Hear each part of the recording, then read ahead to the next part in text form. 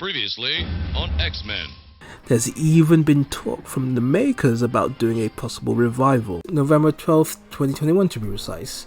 It was announced by Disney that X-Men the animated show is returning and will be shown on Disney+. The biggest shock that I can see so far is that Jean Grey is pregnant. I wonder how many of the Rogue Gallery from the 90s show will make it onto here. Now in the comics, Xavier disappeared from the X-Men for a while and Magneto took over as leader, but soon things fell apart as they didn't trust him. And judging from what I've been seeing online, the reaction to this follow-up series to the 90s X-Men show has largely been very positive. So hopefully they continue with it, and I personally am looking forward to the rest of the show as the season unfolds. Well, X-Men 97 is in the bag, and I have to say, with all the recent negativity with poorly performing movies, TV shows, and identity politics involving Marvel, X-Men 97 has been an overwhelming success. A complete breath of fresh air, and in my opinion, harkening back to a time when anything Marvel or MCU related was a success. When it was first announced that X-Men 97 was coming out, I was 100% excited. Then came all the Disney Marvel flops, and I went from being excited to cautious, pessimistic, but still optimistic. Now, according to some folks out there, this show was dead on arrival, especially when it was announced that Morph was non-binary. Now, I personally don't put too much stock into that kind of thing, provided the stories are compelling and entertaining, and personal beliefs are not shoved down our throats. X-Men 97 starts off catering to the nostalgic vibe us 90s kids grew up with, and then went completely left, taking you on a wild ride of shock and emotion. The show has been very successful that it is similar in a way, I think, to Game of Thrones, and by that I mean in the manner of the way it's being talked about, with so many YouTubers or content creators giving breakdowns, reactions and watch-alongs, generating millions of views across social media platforms. And then when one domino falls, the others follow. There have been rumours of a Spider-Man 98 show reviving the famed Spider-Man the Animated Series from the 90s, with the showrunner Joe Semper Jr. very interested in helming this revival. And we did get to see a little cameo of Spider-Man in X-Men 97. Spoilers. So the first season has run for 10 episodes. And I've got to say, I'm slightly disappointed, because the show has been doing so good, I want more! So now what I'm going to do is briefly go through all 10 episodes and give a quick overview and some of my personal thoughts and reactions. Episode 1, To Me, My X-Men. Kickstarting off this brand new era / continuation of the X-Men. The intro just hits you in the feels with the classic intro, all reanimated with some new features, including the additions of Morph and Bishop. This episode saw the X-Men's old foes, the Friends of Humanity, capture a young mutant named Roberto da Costa, who would later be known as Sunsport. He is saved by the X-Men, but not before they have to fend off some pretty heavy artillery from the Friends of Humanity, which made them more formidable than usual. This episode takes place a year after the final episode Graduation Day from the original series. Jean is pregnant with Scott's unborn baby, whilst they and the rest of the team try to carry on with life after Xavier's departure. There is of course the usual tension between Cyclops and Wolverine. Jean wants to move on from the X-Men with Cyclops and start a family, which leaves Psych with plenty to think about. The weapons used by the Friends of Humanity are Sentinel technology, which lead the X-Men to go searching for some old foes, Henry Gyrick and Bolivar Trask. Gyrick is in prison for his actions against Charles Xavier, and Trask is in hiding at the Sahara Desert. After probing Gyrick's mind for Trask's whereabouts, Jean sees a horrible premonition of the future, which will come into play in a few episodes. The X-Men go after Trask, and after facing off against some Sentinels and a Master Mode supercomputer, send him to prison. The X-Men reunite at the mansion, and to let their hair down, they all decide to have a game of basketball. Until an intruder infiltrates their home. It is in fact Magneto, and he reveals that in Charles Xavier's last will and testament, he left his entire property and legacy to him, making him the leader of the X-Men. A very solid start to the series, familiar faces and voices, great intrigue and nice action to go with the animation. This score, 8 out of 10. Episode 2, Mutant Liberation, begins. The title gives a little flashback as it was the words Magneto used in the episode The Final Decision. Mutant Liberation, begin. The last episode of Season 1 of the original show. The X-Men are having a hard time adjusting to Xavier's will of having Magneto brought into the fold to lead the X-Men. This causes Jean and Cyclops to postpone their plans to leave and start a family. This episode dives into a story arc from the comics as it is discovered Rogue and Magneto had a romantic past. The UN, led by mutant liaison Valerie Cooper, places Magneto under arrest for his past crimes. He surprisingly surrenders and agrees to stand trial, all under his promise to honor Charles Xavier's wishes. During the trial, the Friends of Humanity attack and disrupt proceedings. The attack is led by the Executioner, and this causes chaos and panic. Now I have to say the beatdown of Cyclops by the Executioner for me was the first sign that this series was going to be much more edgier than previously seen. During the fight, Storm is blasted with a disruptor, which permanently disables her powers. This sets Magneto off and he grabs the judges, Val Cooper and the Executioner and sets them high into the Earth's orbit, threatening to kill them. But as part of his promise to Charles Xavier, he lets them off, stating that he is trying to be better. Now I have to say the whole sequence here with Magneto displaying his awesome power, earning the term Omega level mutant along with his very Shakespearean words, highlights his importance in the series. Oh, and there was the teeny tiny matter of Jean giving birth to her and Scott's baby son, named Nathan. The trial of Magneto concludes with Magneto being let off with a pardon, allowing him to resume his role amongst the X-Men. This episode ends with a sad departure and a massive cliffhanger. Storm feels she can no longer be a part of the X-Men without her powers, and despite Beast's efforts, it proves unfruitful, and then she tearfully leaves. The cliffhanger, well, there is a buzz on the door and it is revealed to be Jean? But she's standing right over there, so what's up with this? To be continued.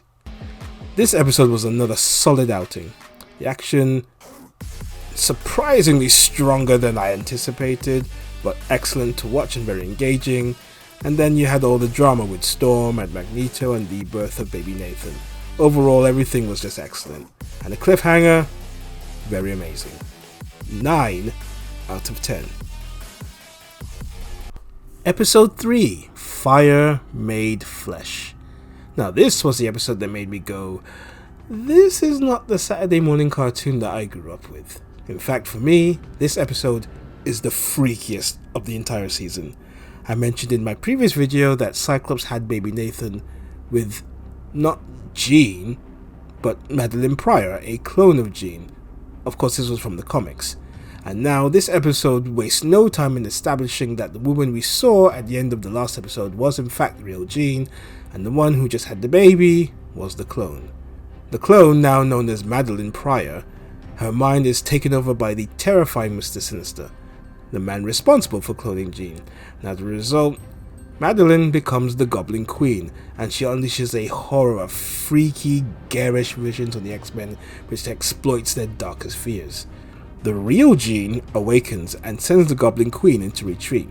Some of the X-Men, led by Magneto, track down Mr. Sinister's lab and attempt to stop her and rescue baby Nathan. Nathan, unfortunately, has been infected with the techno-organic virus, similar to the one seen in previous episodes' Time Fugitives. This is designed to make him invincible.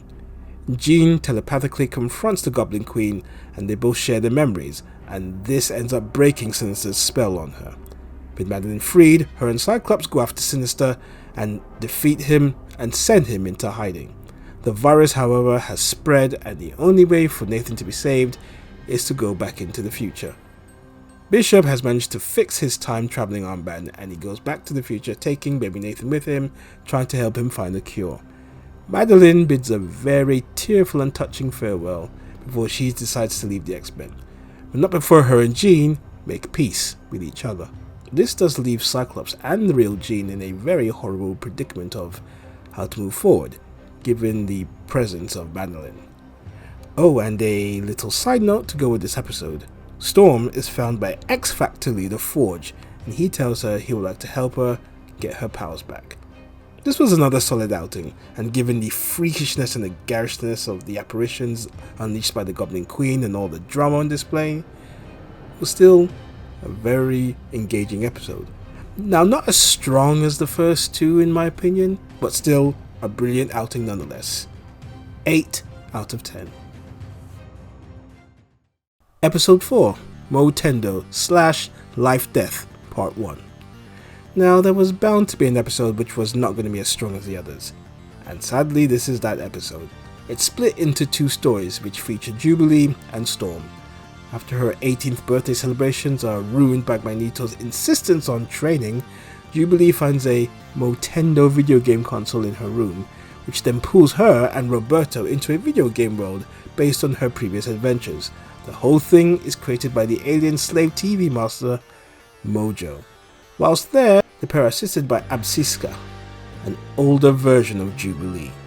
She is enjoying reliving these past missions, but she's ultimately talked out of the whole thing by Absiska, saying that reliving this life whilst it's fun is ultimately very empty. The trio team up and they defeat Mojo before Roberto and Jubilee return to the real world. And then they share a kiss and become a couple. Nice. Meanwhile, the second half of this episode focuses on Storm. Forge takes Storm to his ranch where he has created a machine that can help restore her powers. It unfortunately fails to work. Storm is then furious when Forge admits to her that he designed the technology, which saw the mutant inhibitor collars and the executioner's radiation gun were made from.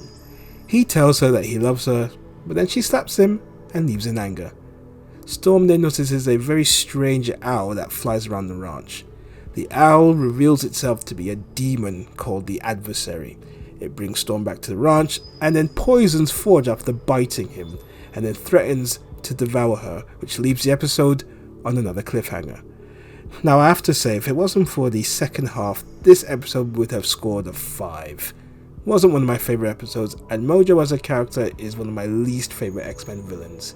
The introduction of the Adversary, however, was very interesting.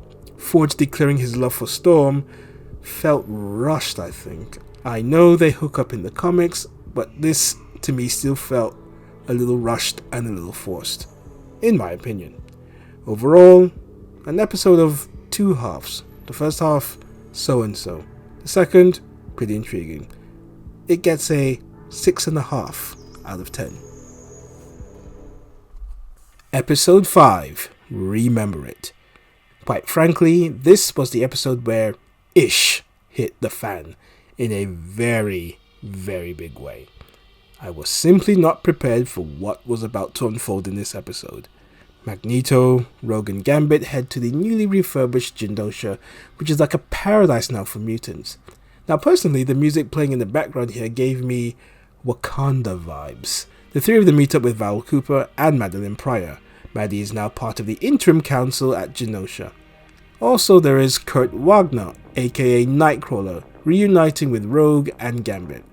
Elsewhere, the drama is unfolding as Jean, whom is emotionally confused with her memories with Madeline, has a moment of weakness when she's comforted by Wolverine, and the two share a kiss.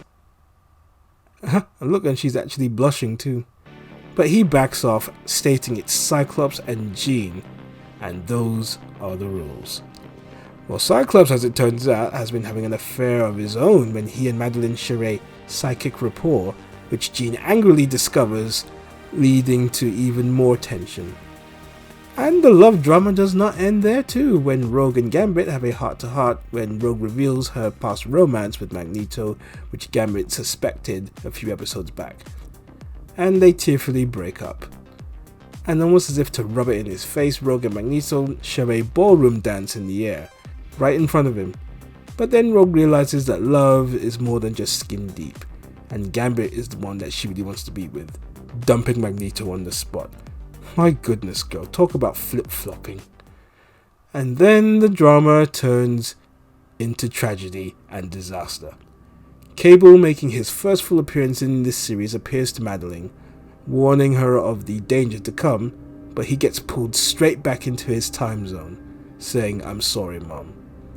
And then Genosha is attacked by a three-headed sentinel, and amid the destruction, several mutants are murdered, including the Morlocks.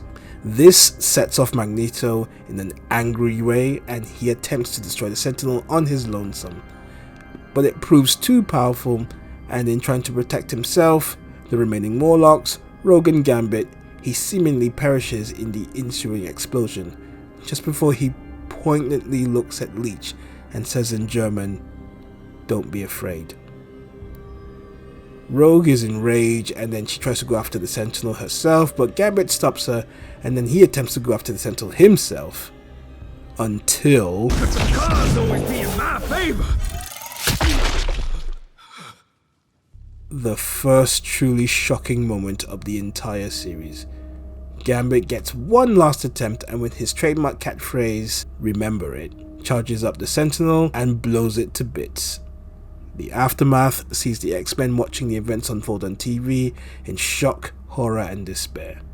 And Rogue is left crying, holding a dead Gambit in her arms, with her words, Sugar. I can't feel you. The sheer amount of drama, action, despair, and shock was really overwhelming, and it had an almost Avengers Infinity War-like ending, with the heroes losing in such a dramatic fashion. So many emotions, from happiness to drama to impending dread and shock. It was the episode that everybody was talking about. The joint best episode of the entire show. This episode, 10 out of 10. Episode 6, Life Death, Part 2. Now this episode had two significant outcomes, involving Storm, and in his first full appearance on the show, Professor Charles Xavier. Xavier has been recuperating from his fatal injuries at the hands of Henry Gyrick. He was taken from Earth to the Shi'ar Empire by his love Lilandra to heal. He is now fully healed, and the two of them announced their engagement during the midst of a war between the Kree Empire and the Shi'ar. Their engagement is met by most of the Shi'ar with a lot of negativity, especially by Lilandra's sister Deathbird, who simply refuses to accept her sister marrying a Terran, basically an Earthling. Now as a result, Deathbird invokes the right of Mdashar and challenges Xavier to purge all of his memories of Earth to prove his loyalty to the Shi'ar. Xavier, after much reluctance, refuses to comply, and then an all-out battle between the Imperial Guard and Deathbird's supporters ensues. Using his telepathic abilities, he takes them all into the astral plane and teaches them about races coexisting. However, during this teaching, a psychic vision of Gambit appears, shocking Xavier as he learns of Gambit's death. He decides to break off the engagement with Lilandra and return to Earth.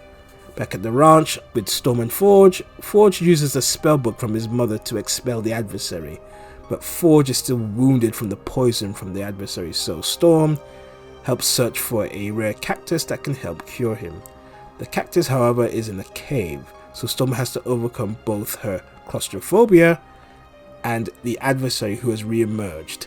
The adversary is almost a reflection of her greatest fears, and once she overcomes them, she beats the adversary and in a cool sequence regains her powers and reverts to using her classic 70s comic book costume, which I have to say looks better than her usual white attire. She heals Forge, and the two are about to go on a little getaway until they see on the news the events of the genocide on Genosha. Just before the episode ends, we see Trask being pursued by Mr. Sinister, who ominously says the attack on Genosha was only the beginning. This episode was another solid outing. It helped progress Storm's arc of regaining her powers, whilst catching up with Charles Xavier since he was forced to leave Earth due to his injuries. It painted the Shi'ar, however, in a negative light in my opinion, proving that despite their advanced technological society, they are not much different from humans in terms of bigotry and intolerance. The vision of Gambit has led to speculation that he could return at some point, but as Death, the Horseman of Apocalypse. Watch this space. There were also appearances from Ronan the Accuser and Vulcan, Cyclops' other brother after Havoc. Another story for another time. Overall, a 7.5 out of 10. Episode 7, Bright Eyes.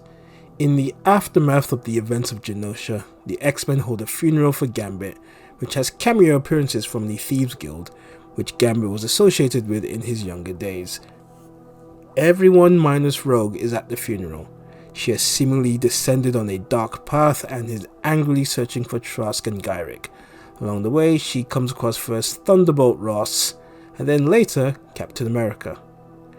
After a brief chat with Captain America, he says he can't assist Rogue in her quest to find Trask and Gyrick, so she responds angrily by throwing away Cap's shield into the mountains. Talk about a scorned woman. The X-Men visit the remains of Genosha, which proves emotional, especially for Cyclops. Amongst the survivors is Emma Frost, whom is in full diamond mode, but there's no signs of the others, including Madeline. Trask manages to contact the X-Men and lets them know his hiding spot in Madripoor. Rogue in the meanwhile has found Gyrick and she absorbs his memories, but a mysterious figure appears in the visions. Gyrick is then later suffocated to death by this same figure, who turns out to be this season's main villain, Bastion, a half-human, half-sentinel cyborg hybrid. Elsewhere, Roberto and Jubilee meet with his mother, who reveals that she had known of Roberto's mutant abilities. He is joyfully relieved, but then that is short-lived when his mother reveals that it has to be kept on the wraps, as her rich company has rich stockholders that they answer to, and this news could jeopardize everything. Ain't she a loving person? The X-Men have now reached Madripoor and have found Rogue along the way. They soon learn of a secret UN division, OZT, that is developing a highly advanced Sentinel program. Rogue gets a hold of Trask and tries to get more information from him, but he has nothing to offer. Frustrated, and a very dark term for her character, Rogue drops Trask from a tall building, seemingly to his death, much to the shock of most of the other X-Men, especially Nightcrawler. Trask is then transformed into a human hybrid Sentinel, and he immediately lays siege to the X-Men, with Rogue getting knocked out in the process. The X-Men are saved by Cable when he returns and destroys Trask with an EMP bomb. EMP, by the way, electromagnetic pulse. He later reveals that while Sinister is involved in recent events, he is only working alongside a more dangerous threat, that of course being Bastion. Bastion and Sinister have reconvened at their hideout, where it is revealed that Charles Xavier is very much alive and well, something he plans to use against the X-Men. Just before the episode ends, we see a very much alive and well Magneto. However, he is tied, gagged and collared. Bastion then proceeds to give him a shave, with the episode coming to an unsettling, abrupt end. I have to say, I was expecting something very torturous and disturbing at the end there. Given how this show is not pulling its punches, I had my fears that this was going to go down a dark direction. But I have to say, this episode did very well to finally unveil Bastion as the mastermind behind the attack on Genosha and the rise of the Prime Sentinels. Two of the X-Men's longest serving foes in Gyrick and Trask are killed off. Rogue takes a dark turn, Roberto learns of his mom's two-faced behavior toward him being a mutant, and Magneto did survive the events of Genosha. An overall excellent episode that furthered the overall season story arc and saw significant character growth and significant progress with the story. Overall, an 8 out of 10. Episode 8, Tolerance is Extinction, Part 1. The first of a 3-part end season finale. Things continue to escalate as part of Bastion's master plan. He has leaked the footage of Xavier being alive, which sparks an anti-mutant protest outside the Xavier School. Cable explains to the X-Men that the Genosha massacre is an absolute point in time, meaning that it can't be changed, which now explains why he was pulled from the timeline during episode 5. And that Bastion will now use it to start a 300-year war that will lead to the enslavement of mutants in a human utopia. The family trio, well, sort of Cyclops, Jean and Cable travel down to Pennsylvania, and they learn of Bastion's origins, that he was conceived after his father was infected with part of the advanced time-traveling Sentinel Nimrod. Val Cooper, under orders from the UN, goes on to secretly monitor Bastion's activities. Bastion then reveals to her his master plan of turning humans into Prime Sentinels like he did to Trask, using the techno-organic virus that was created by Sinister. All around the world, Prime Sentinels activate, including Beast's love interest reporter Tris Tilly and Bastion's mother, who attacks Jean, Cyclops and Cable. More of the Prime Sentinels descend upon Xavier School and then burn it down in the process. Cooper is terrified by this revelation and she tries to reach out to a still imprisoned Magneto, who just remains silent. Just as Bastion pulls up at the wreckage of Xavier School, Sinister informs him that Val Cooper has released Magneto. And with one word, enough. He then releases a worldwide electromagnetic pulse, which creates a worldwide blackout, killing thousands of people and disabling all of the Prime Sentinels, plunging the Earth into darkness. With this one act, Wolverine sees it as Magneto declaring all-out war on humanity. Not a second sooner, Professor X makes his return to the remains of the burnt-down school, and using his powers, he summons the X-Men.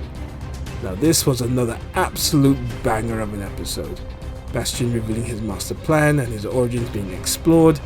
Now for the sake of time, they have obviously loosely adapted his origins from the comics, but they've altered it here.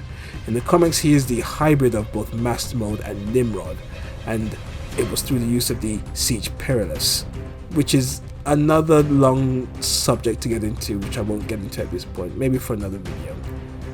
And there's also a little family bonding with Jean, Cable and Cyclops. Val Cooper's regret in her participation in Bastion's plans, and then of course the return to Earth of Charles Xavier, setting up an exciting final 2 episodes. Overall, an 8.5 out of 10. Episode 9, Tolerance is Extinction, Part 2. For only the second time during this season's run did the end leave me shocked and speechless. For the first time since the final episode of X-Men the Animated Series, Xavier has reunited with his X-Men, but it is far from a joyous occasion on his return, as he is met with distrust and anger, especially from Jean and Cyclops, who cannot for the life of them understand why he chose to leave his last will and testament to Magneto and not them. Rogue continues her descent to the dark side as she lashes out at Xavier for treating the X-Men as his students rather than just people. There is a brief light-hearted moment with Storm returning to the X-Men, much to Jean's happiness. Then things begin to escalate as Magneto arrives at the X-Mansion with his resurrected Asteroid M, and just like with the X-Men, it is not a happy reunion between Xavier and Magneto. He proceeds to tell the X-Men that Xavier's dream has failed and led to nothing but tragedy, and that his way of mutant supremacy is the way forward, and invites them to join him on Asteroid M. Completing her turn to the dark side, Rogue joins him along with Sunspot Roberto after he was sold out to the Prime Sentinels by his mother in the previous episode. With the team down by 2 members, the rest of them relocate to Muir Island to regroup before they split into 2 teams. This was the debut of the famous 2-team name from the comics. The blue team led by Cyclops, and the gold team led by Storm and Jean. Cyclops leads his team to Asteroid M to deal with Magneto, while Storm's team goes after Bastion. Beast and Forge create a collar that can block out Bastion's powers of technopathy, which is basically his ability to communicate with machines, and then sever his control over all the Sentinels. During the battle, there is a very cool moment when Morph turns into the Hulk and smashes up the Sentinels, and even does a version of the Hulk smash, except he says, "Morph smash!" They are really playing into the possibility, I think, of Avengers vs X-Men in the future, don't you think? The tide of battle, however, tips in favour of the villains. Beast and Morph are caught by Bastion after failing to get the collar onto him. Cable is then mind-controlled by Sinister and is set upon Jean, and during their struggle, he overpowers her. And just as she sends a telepathic message to Cyclops, she is seemingly taken out by Cable. I mean, did they kill her again? I mean, come on, we've lost Gambit, Rogue has now defected, and now they're killing Jean off again. Too much, man, too much. The Blackbird is then shot down, and Storm is shot by one of the Sentinels and lands in the water. On Asteroid M, Rogue and Sunspot are now working against their former teammates. Wolverine manages to take Magneto's helmet, and then Xavier proceeds to take over his mind before Cyclops inexplicably stops him, saying that the Go Team still need more time. A mistake that would prove fatal. Magneto unleashes his wrath on everybody and proceeds to use his helmet to crush Xavier's head, and then chillingly says to him, You are a traitor to your race. and then this happened. Now, in the lead up, producer Bo DeMaio said, read the X-Men comic issue 25 Fatal Attractions as homework for this episode. That was the very infamous panel of Magneto ripping out Wolverine's adamantium, and during the battle in this episode, it was simply a case of not if, but when this scene was going to play out, and how brutal or violent or disturbing was it going to be. Well, we got the answer. Magneto had been pushed to his limits, and this last act for Wolverine was the final straw. First, Magneto declares the feud between the two of them over, and then it happened. Xavier pleading with Magneto to stop, but the cut to Magneto's eyes was telling. He was going there, and there was no turning back. And there it was. The infamous panel from the comic in an animated form, almost an identical replica. True shock and disbelief, and what a cliffhanger to end the episode on. This episode really depicted Magneto's descent back to his dark side, and with a vengeance. He was intent on carrying out his war against humanity, and nobody was going to stop him. You were either with him or against him, no prisoners taken. It also progressed Rogue's character arc when she defected over to Magneto's side, with the events of Genosha playing a heavy role in her character turn. But how long does that last for? The action sequences were fun and entertaining, especially the bit with the Hulk. We don't know what happens with Jean, and of course, that shocking final minute with Magneto tearing out the adamantium from Wolverine. This was a true rollercoaster of an episode, and for the second time this season, it gets a 10 out of 10. Tolerance is Extinction Part 3. So, reeling from the horrific incident with Wolverine, Xavier probes Magneto's mind. At first, it looks like it's a flashback, but then it becomes apparent that it is Xavier inside of Magneto's mind trying to reason with him. Charles then forces the issue and he takes control of Magneto's mind, and in the process he reverses his EMP charge with the power coming back on all out the world. There are many onlookers as this is all going on, including some very famous faces from the Marvel Universe. A modern day Marvel animated universe, please? Meanwhile, the Gold Team have been captured by Bastion, with Cable being subjected to Sinister's mind control. Out of the blue, Jean reappears, infused with the power of the Phoenix, and places the special collar that they created on Bastion, which sees him lose all control on all Prime Sentinels. Sinister ends up aging with all his experiments that held him together undone by the Phoenix. There is a temporary reprieve until Bastion rises again, taking out the X-Men and ripping off Cable's metal arm, and then dissolving it and transforming into a more powerful version. This was what he looked like when he made his second overall appearance in the comics. And then he heads over to Asteroid M as he plans to crash the asteroid into Earth and cause another extinction event. He battles the members of the Blue Team, including a one-on-one with Rogue, who now appears to have switched her allegiance back to the X-Men again, along with Sunspot. The X-Men all regroup and they take on Bastion, with the Gold Team arriving in a Sentinel that they have taken over. With Bastion struggling, it looks like he's about to be taken out by the X-Men, until Cyclops tells the team to stand down and stop fighting the future and embrace it. Cyclops reveals to Bastion that his mother lied about Xavier when he was a kid.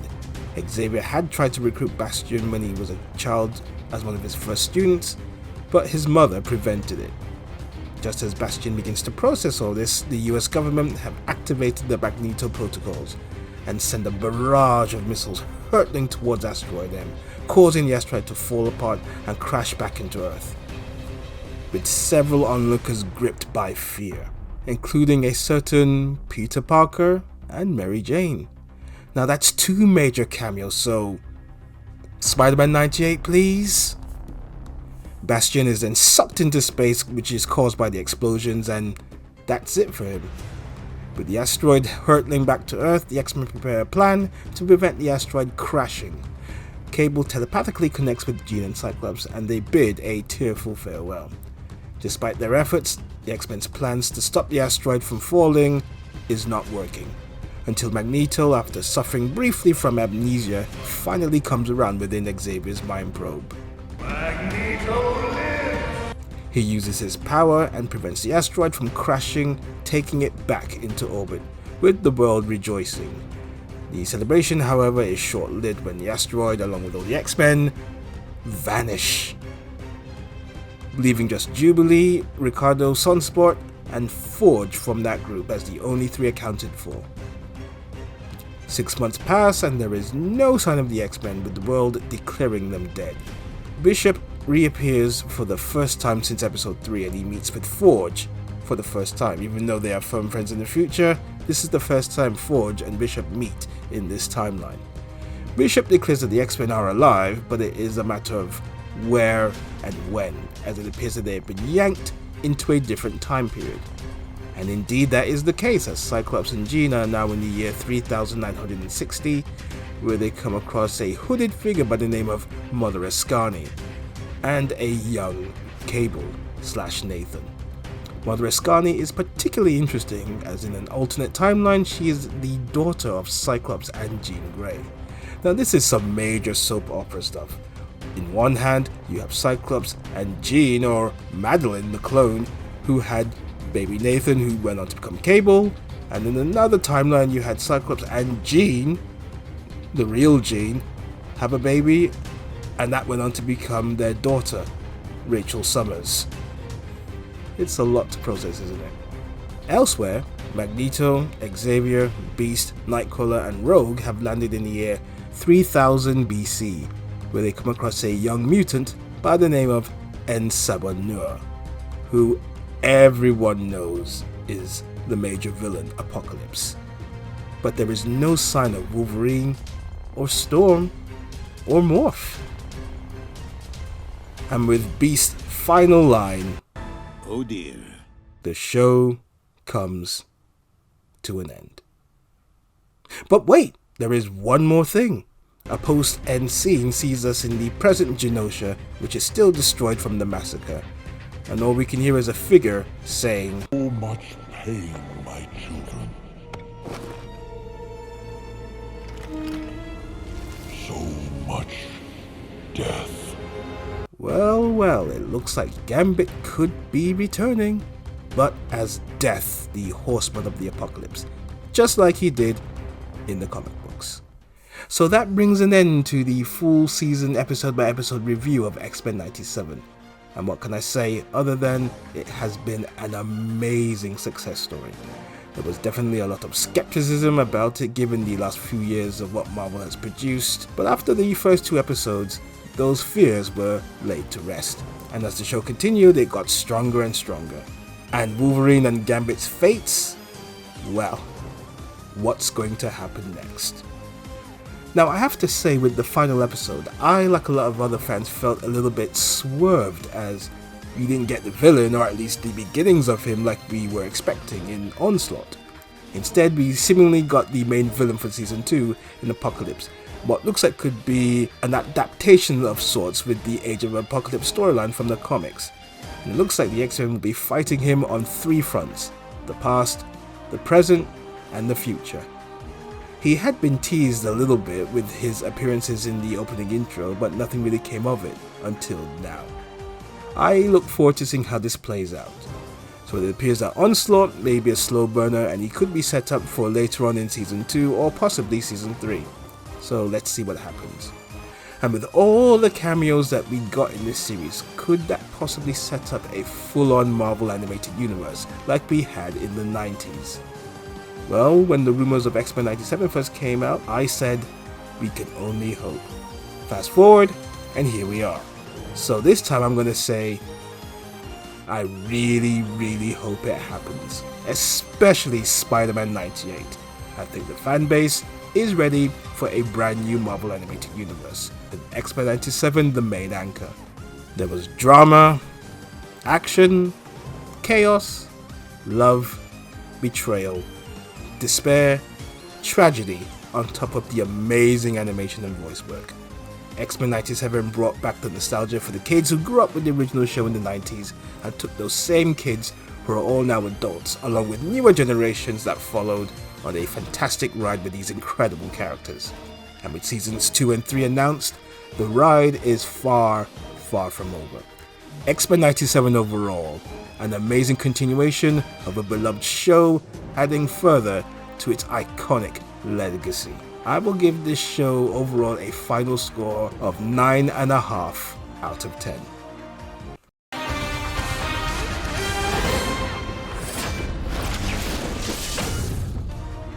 Thank you very much for watching this video. I hope you liked it, and if you want to see more, please remember to like, share, and subscribe. Thank you.